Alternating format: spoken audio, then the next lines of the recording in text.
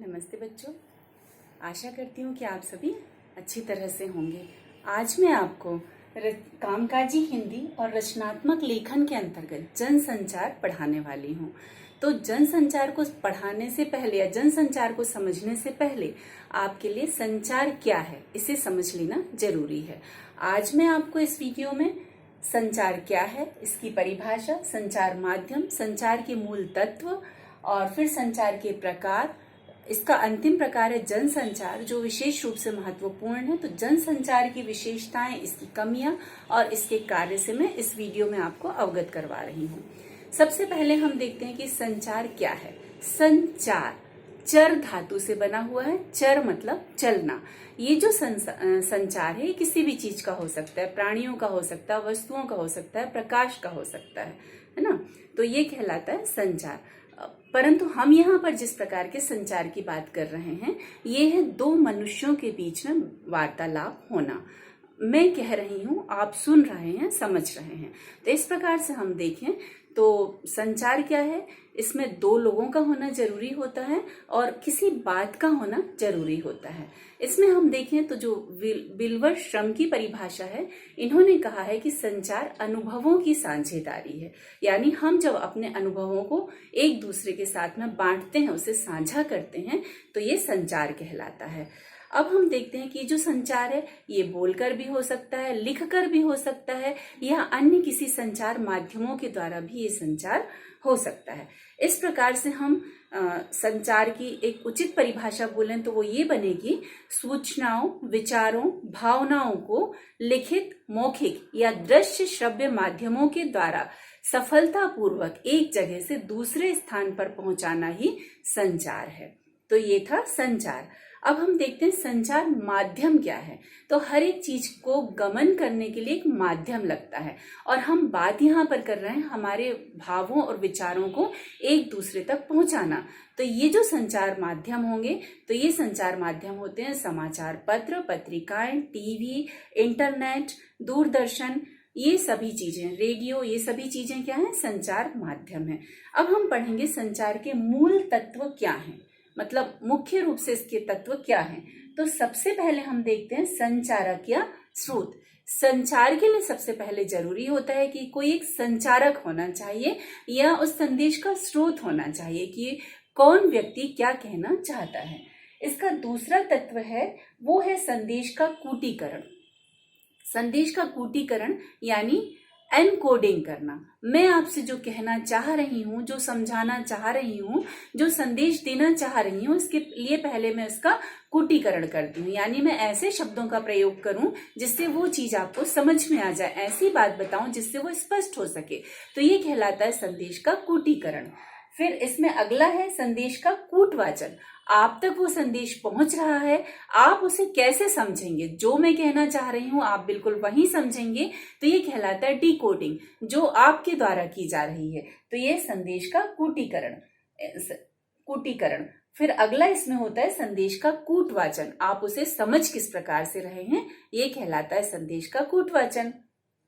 इसके बाद हम देखते हैं प्राप्तकर्ता द्वारा प्रतिक्रिया या फीडबैक। आपने जो कुछ समझा है, मैंने जो कहा है आपने वही समझा है, तो ये कहलाता है फीडबैक। ये जो फीडबैक है सीधे संचारक तक पहुंचता है। संचारक तक वो पहुंचता है तभी पता चलता है कि जो वो कहना चाह रहा था वही आपने समझा है। तो आपने देखा संचार के मूल तत्व। पहला संचार का मूल तत्व संचारक या स्रोत होना चाहिए, कौन व्यक्ति क्या कहना चाह रहा है। दूसरा संदेश का कूटीकरण यानी एनकोडिंग, वो किस प्रकार से अपनी बात को समझाए, इसके लिए वो उसको कूटीकरण करता है। उसका अगला होता है कूटवाचन जिसके पास संदेश पहुंचाया जा रहा है उसके द्वारा किया जाता है, यानी डिकोडिंग। फिर अगला होता है इसमें संदेश प्राप्तकर्ता के द्वारा प्रतिक्रिया, और ये प्रतिक्रिया जाती है संचारक के पास में।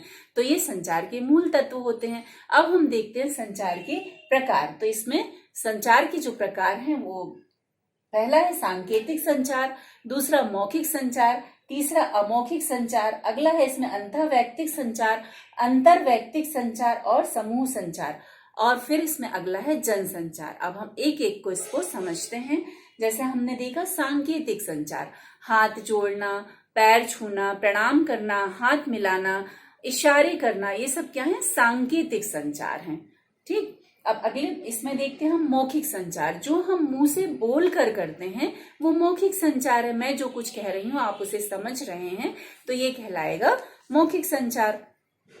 इसमें भाषण देना, बातचीत करना, ये सभी मौखिक संचार कहलाते हैं। अब अगला इसमें है अमौखिक संचार। तो मौखिक संचार के अतिरिक्त हम जितनी भी चीजें देखें तो वो सभी क्या कहलाएंगे? अमौखिक संचार। जैसे सांकेतिक संचार, लिखित संदेश या फिर चित्र, फिल्म इत्यादि के द्वारा जो संदेश दिया जाता है, ये सब क्या कहलाते हैं? अमौखिक संचार। अब हम देखते हैं अंतःवैयक्तिक संचार। अंतःवैयक्तिक संचार होता है जब व्यक्ति स्वयं से बात करता है। कई बार जब हम एकांत में या अकेले बैठे होते हैं तो हमारे मन में विचार चलते रहते हैं, हम स्वयं से बात करते हैं, तो ये क्या कहलाता है? अंतःवैयक्तिक संचार। डायरी लेखन करना, गीत लेखन करना, कविता लेखन करना, इस प्रकार का ही संचार है अंतःवैयक्तिक संचार। अगला है इसमें अंतर्वैयक्तिक संचार।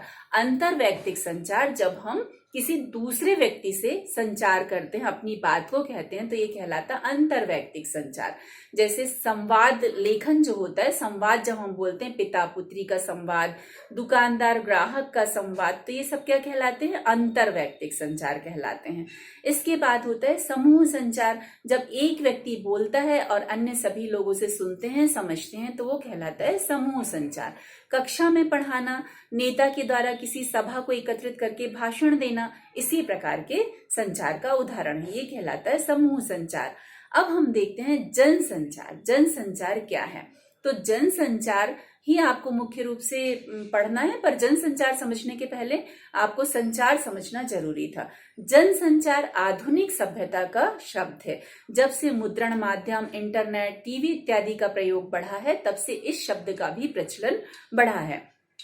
जन संचार, जन संचार इसे कहते हैं हम जब हम किसी समूह के साथ प्रत्यक्ष संवाद स्थापित करने की बजाय किसी यांत्रिक माध्यम का प्रयोग करते हैं, तो ये कहलाता है जन संचार। समझ में आया? जब हम किसी व्यक्ति से प्रत्यक्ष संवाद स्थापित करने की बजाय किसी यांत्रिक साधन का, जैसे टेलीफोन है या मोबाइल है, इस प्रकार से जब हम इसका उपयोग करते हैं तो फिर ये कहलाता है जन संचार। जन संचार यानी मास कम्युनिकेशन। जन संचार वर्तमान में सबसे ज्यादा महत्वपूर्ण है। अब हम देखेंगे जन संचार की विशेषताएं क्या हैं। तो जन संचार की पहली विशेषता है सार्वजनिकता। सार्वजनिकता यानी यूनिवर्सल है, ये सभी के लिए होता है। एक ही समय में लाखों करोड़ों लोग, विभिन्न देशों में जो लोग रह रहे हैं वो भी एक साथ इसको देख सकते हैं। ये सार्वजनिक होता है, किसी एक व्यक्ति के लिए नहीं होता है, कई व्यक्तियों के लिए ये होता है, इसलिए से इसकी जो मुख्य विशेषता है वो है सार्वजनिकता। दूसरी है अत्यधिक व्यापकता। ये बहुत व्यापक होता है, देश में विदेश में कई किलोमीटर की दूर बैठे व्यक्ति तक ये जो संचार है ये आसानी से पहुंच जाता है, अत्यधिक व्यापक होता है। जैसे क्रिकेट का मैच आता है तो सभी लोग इसे देखते हैं, यानी संचार ये अत्यधिक व्यापक है। इसमें देखिए अगला है इसकी विशेषता औपचारिक संगठन। कोई भी जो जन संचार का केंद्र होता है उसका एक औपचारिक संगठन होता है, इसमें कई लोग कार्य करते हैं। एक अकेला व्यक्ति जन संचार के किसी भी माध्यम को संचालित नहीं कर सकता है। जैसे इसमें रेडियो है, टेलीविजन है, इन सभी का एक औपचारिक संगठन होता है, कई व्यक्ति इसमें कार्य करते हैं जो अपनी अपना जो कार्य रहता है वो करते हैं। अगली विशेषता है इसकी द्वारपालों के द्वारा नियंत्रण। जन संचार का कोई भी माध्यम हो, इसमें द्वारपालों के द्वारा नियंत्रण होता है। द्वारपाल यानी गेट कीपर, ये तय करते हैं कि क्या छपना चाहिए समाचार पत्र में।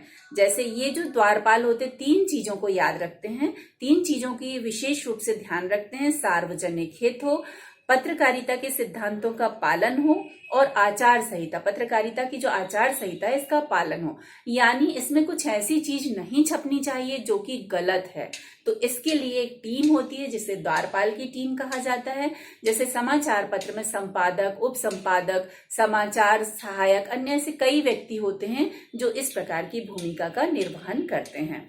अब इसमें हम देखें तो जनसंचार की सबसे बड़ी कमी है फीडबैक। इसमें तुरंत फीडबैक प्राप्त नहीं होता है, फीडबैक आने तक कुछ समय लगता है, तो इसलिए इसकी ये कमी है। अब हम देखते हैं जनसंचार किन कार्यों को संपादित करता है। तो जनसंचार का सबसे पहला कार्य सूचना देना, किसी भी प्रकार की सूचना देता है ये, और इसका प्रमुख कार्य है सूचना देना। प्रिंट माध्यम की बात हम माने तो बात करें तो इसका सबसे प्रमुख कार्य होता है सूचना प्रदान करना। इसका दूसरा कार्य है शिक्षित करना। जनसंचार माध्यम जनता को शिक्षित करते हैं और जागरूक बनाते हैं। समाचारों के अतिरिक्त उसे नई नई जानकारियां भी प्राप्त होती हैं। इसका तीसरा कार्य है मनोरंजन करना। जनसंचार जब से ये इंटरनेट आया है, दूरदर्शन, रेडियो का आविष्कार हुआ है, तब से तो इसका प्रमुख कार्य हो गया जनता का मनोरंजन करना। भारत में हम देखें तो भारत की जनता आज भी अधिकतर इलेक्ट्रॉनिक माध्यम का उपयोग मनोरंजन के लिए ही करती है। इसका चौथा कार्य निगरानी करना। तो किस पर निगरानी करना? सरकार के कार्य पर या किसी समूह संस्था के कार्य पर निगरानी रखना। यदि कोई अनैतिक या गलत बात होती है तो उसे सभी के सामने लाना, ये जनसंचार का ही कार्य होता है।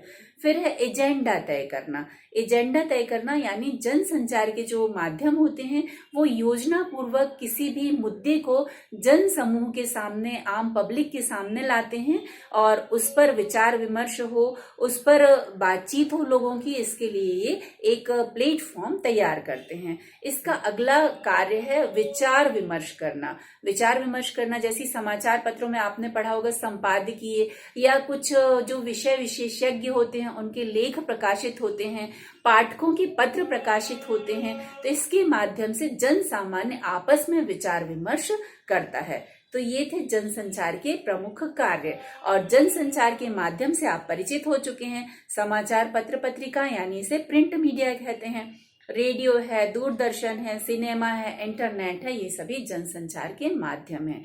इस प्रकार से आज आपने जनसंचार यानी मास कम्युनिकेशन को पढ़ा है, समझा है, इसकी विशेषताएं, इसकी कमियां और इसके कार्य देखे हैं, और आशा करती हूँ आपको ये समझ आ गया होगा। अब अगले जो वीडियो में हम इसका ही अगला पार्ट प्रिंट मीडिया यानी समाचार पत्र से परिचित होंगे, हम इसके विषय में पढ़ेंगे।